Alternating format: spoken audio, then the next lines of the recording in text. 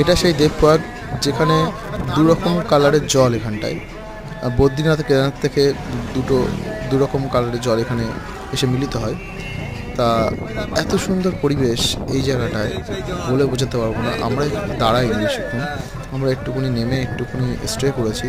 তা সেই ভিডিও আপনারা দেখতে পাবেন, আমি দিয়েছি বা আগে আগে দেবো। আর এত সুন্দর লাগছিল, আমি সেটা আপনাদেরকে ভাষায় প্রকাশ করতে পারবো। আমরা এখানে নিচে যাইনি, নিচে যাব আসার সময় চিন্তা করেছি, সবাই মিলে ডিসিশন নিলাম, কারণ অনেকটা দেরি হয়ে গিয়েছে আমাদের। আমরা যাই হোক আজকে আমাদেরকে পৌঁছাতে হবে সোনপার্ক উদ্দেশ্যে গিয়েছি, কিন্তু সোনপার্ক ঢুকতে পারিনি।